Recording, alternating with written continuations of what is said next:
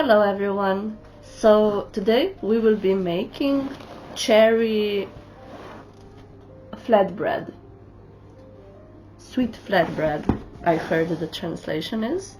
I had to Google it up because I had no idea how to say it in English. Our cherry season continues. My family was nice enough to pick them for me, since I find it a bit difficult to climb the ladder with a baby in the house, because she's 90% of the time wants to be on me. But I have been busy afterwards, de-seeding them and sorting them out, as my hands are testament to that, since my nails are black. Anyway, today, yes, I've decided for this cherry sweet flatbread recipe because I have cherries that needs to be used. I also made like marmalade because I have also a lot of roses, so I made cherry rose marmalade today, and it tastes really good. And also I froze some, so I have it done for future use. Anyway, on to the recipe. This recipe says that you should, the component is bread, which has to be soaked. I don't know to which amount it should be soaked, but I'm gonna hope that it turns out well, just doing it by feeling. Also, I don't have heavy cream right now, so I'm just gonna use milk to soak the bread. I think the only difference is that it would be a little more rich if it would be soaked with heavy cream. I'm gonna see how much of this actually turns out to see which model I'll use to bake. It doesn't specify that it should be in a certain shape or anything like that, so other than that, there's nothing that I would have a comment to in advance regarding this recipe. Probably because I have never seen, I'm not used to making things in this way, that it would combine bread which is soaked, and fruits and egg yolks and the butter. Like, I don't know. I'm actually really excited to see how this turns out, and let's just get baking, right?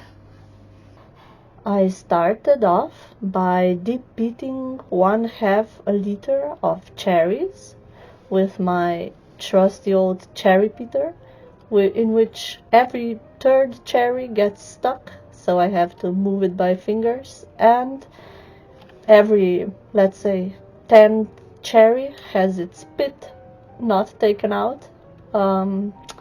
But yeah, it still remains my best companion during cherry season. After I finished that, my next step was to take 2 bread buns and grate off the crust. This was my first time doing it, since I'm usually too lazy to be bothered with this, and usually I just put in everything, bread and crust, the whole thing.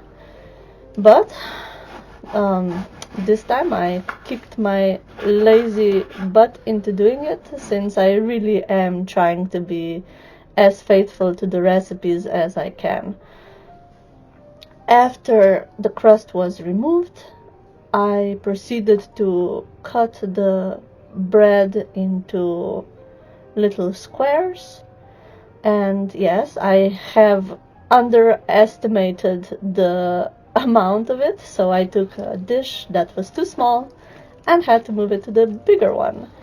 Afterwards, I poured over some milk and felt around a bit to see if I like how much it soaked, and yes, decided to keep on adding more milk and mixing until all the bread was thoroughly soaked through, but not as much that any liquid would remain loose on the bottom.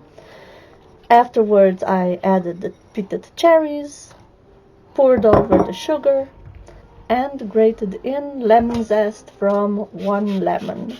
I'm using a super sharp lemon zester to make sure only the outermost part of the lemon gets to go inside to avoid any potentially bitter tones. I really like this step since it fills my kitchen with nice lemony aroma and the colors are super pretty. Afterwards, I add in some cinnamon. It is entirely by taste, so feel free to add in more or less, depending on your own taste. And afterwards, I give it a good mix, which I have to say felt pretty awkward because I had a feeling like the ingredients were not mixing together uniformly enough, but I think it was only my imagination. To my mixer, I add in butter and 4 egg yolks. And I have to say that I kind of regret not mixing the butter up beforehand and then slowly adding in the egg yolks, as it's already fluffed up, because this way the mixture was not uniform at all, no matter how long I was mixing. But the book did not state that you should mix them separately, so I told myself, well, let's see what happens, and just went with it. But then again, I don't think it made that much of a difference in the end. While mixing up the egg yolks and butter, I also mixed up the egg whites until stiff, and afterwards I buttered the tray that I decided to use, floured it, and then the only thing left to do was to combine the ingredients. I put in the bread cherry mixture into the egg yolk butter mixture, added in some breadcrumbs, and mixed it up thoroughly. After it was, well, homogeneous, if you could call it that, I added in the egg whites. I did this by thirds, as I usually do, similar with cream or with egg whites. The first third, as I put it in, I do not put much attention to how gently I mix it in. I just make sure that it's thoroughly incorporated. And then the second and the third, I am more careful not to mix too much, so that I keep as much air bubbles in the final mixture as I can, so that it's as fluffy as it can be. After mixing in the egg whites, I transferred it to the dish in which I intended to bake, and I attempted to smooth it out as best as I could, even though the texture of the mixture did not make that part easy. Afterwards, I baked in the oven at 175 degrees Celsius until it was nicely browned in color. I admit that I did not check the time, but by feeling I'd say it was, I don't know, maybe a little less than half an hour. As I took it out, I sprinkled it with sugar. I was not sure if the book maybe means powdered sugar, but since it didn't state, I just went with normal sugar. And I was excited to try it out. Yeah, today we're eating something from cherries. Cherry, it's called Pogača. Pogača, but no, shortbread. Cherry shortbread. Cherry sweet shortbread. Interesting. So. This is good. It's not what I expected it to taste like. It's basically a fluffy bread with cherries. Yeah. Watch out for if The bits. Yeah. Oh, I said accidentally seeds in the beginning. I think it's seeds or pits. I think pits is more Look at the hand. for cherries, for peaches. Pit stones, you know, they're called. What? Yeah, for peaches. The big ones, the big seeds in the middle. Isn't it just pits? I think it's because they're stone fruit. That's why they're called stone fruits, because they have giant pit stones in the middle. I never knew they were called stone fruits. I think I'm like 80% sure they're called stone fruits.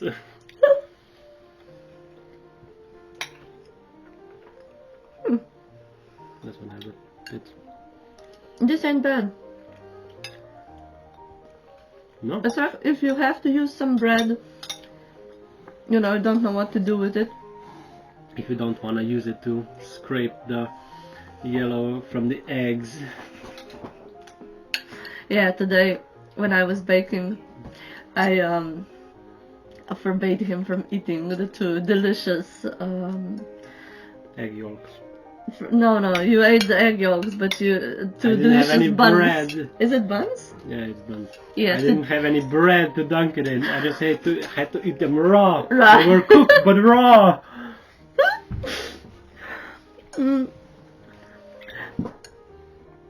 Yes, I forbid my family to eat food because I use it for baking. Yeah, sounds about right. It was worth it. It was worth it. It said in the recipe that I should sprinkle it with sugar when it's done. Yeah. And as I was sprinkling it with this castor sugar, You thought I thought to myself, did she mean powdered sugar? Yes. Are you sure? Because if she didn't write that it should be powdered sugar, they just said sugar, and I went for the normal sugar. I think it works with this sugar, but it would have presented, and I've not tasted, but it would have been a better presentation with powdered sugar, if you ask me. I guess. But I don't know, I think the crunch adds something. No, it's not. There's nothing wrong with this kind of sugar, but it's just, I don't know. The shortbread just offers itself to powdered sugar, you know. Everything offers itself to powdered sugar for you. Oh.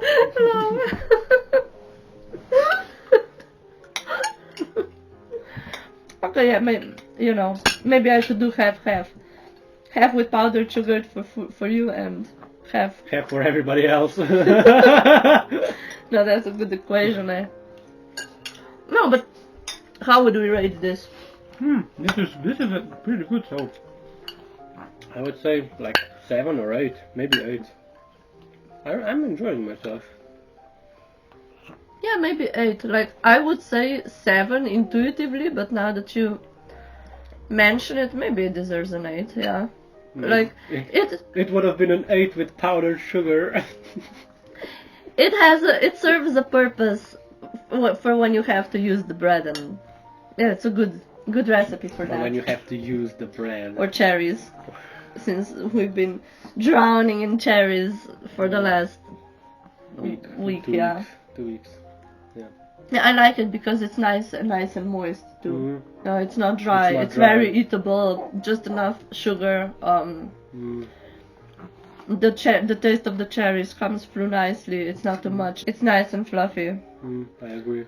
It's very nice. Okay, so first of all, I want to apologize for having so much trouble with the name. I even called it shortbread during the tasting. The problem is because in our language the term is Pogača, which is a widespread, or at least it was a widespread term for improved bread or like flat, sweet baked dish. And these days the term is mostly recognized under Belokrajinska Pogača, which is a protected type of traditional dish from Bela Krajina. It's basically flatbread sprinkled with salt, and it only falls under this wider category of Pogače. So I had a problem because I didn't find a category in which it would fit in the English language, because